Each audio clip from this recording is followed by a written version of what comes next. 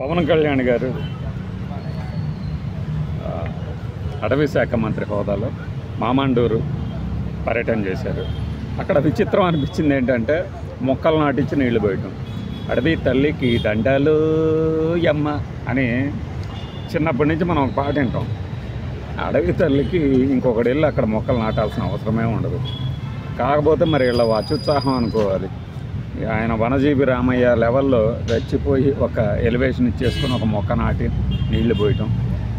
ఇప్పుడు ఎక్కడైనా ఇదిగో ఈ ప్రాంతంలో అసలు మొక్కలే లేవు, లేదంటేనేమో వన సంరక్షణ అనేది ఈ బుద్ధిజీవులకి లేదు. కాబట్టి వాళ్ళకి మనం నేర్పుదాము, లేదు నేను ఒక స్ఫూర్తిగా ఒక కార్యక్రమం చేపడుతున్నాను అంటే అర్థం.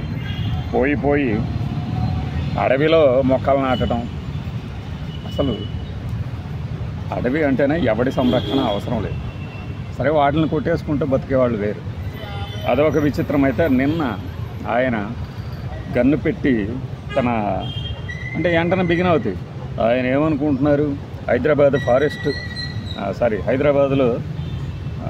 గన్ అసోసియేషన్లో ఆయన కూడా ఒక మెంబర్ తెలుసా అని ఇంకా రకరకాల ఎలివేషన్లు ఇచ్చేసుకుంటూ ఉంటారు కదా. మంచి ఫిజిక్ నాది, మంచి ఫిట్నెట్గా ఉన్నాను, స్టఫ్గా ఉన్నాను అని చెప్పుకోవడానికి అన్నట్లుగా ఒక గెటప్ మార్చేసి ఇకపై ఆపరేషన్ ఖగార్ తరహాలో ఇక్కడ కూడా ఏరేస్తాం రెడ్డి శాండల్స్ స్మగ్లర్లని అని భీకరమైన ప్రతిజ్ఞ చేశారు. నిజంగా ఆపరేషన్ ఖగార్కి దీనికి అసలు ఏమన్నా సంబంధం ఉందా?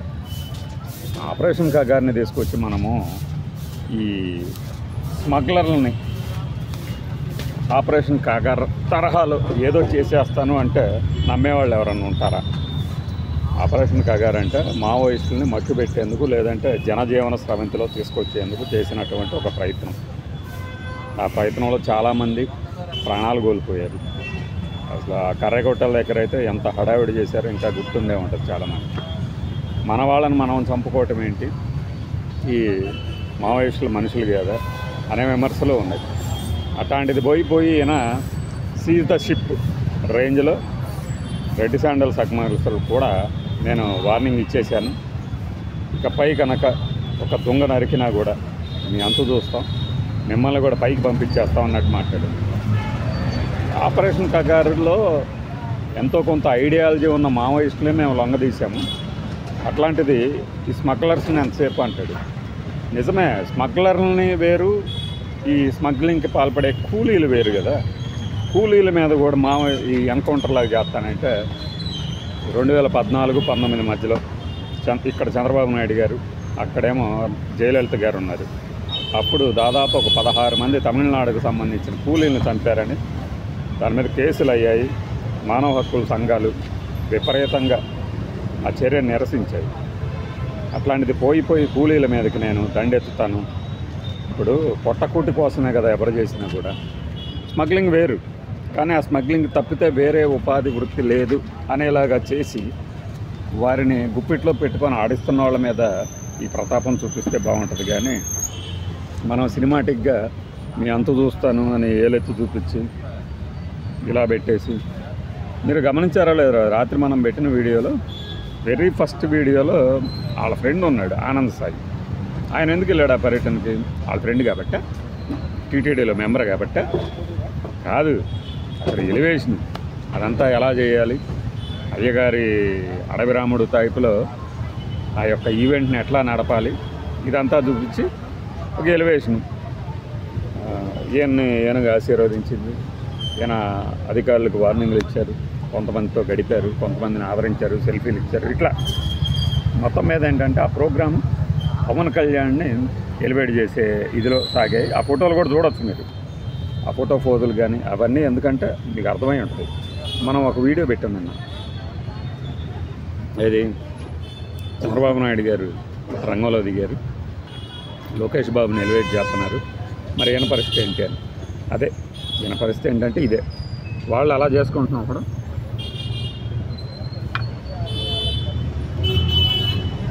మనం ఎందుకు తగ్గాలి, ఎవడరా మనల్ని ఆపేదని చెప్పేసి మనం కూడా మన పరిధిలో మనల్ని మనం ఎలివేట్ చేసుకోవాలి అంతే. అక్కడ చూస్తారేంటారా డప్పాడే కొట్టుకోవాలని మన హీరోనే పంజాలో చెప్పాడు కదా. అలా ఎవరి శాఖ పరిధిలో వాళ్ళు ఎలివేట్ చేసుకోవాల్సిందే.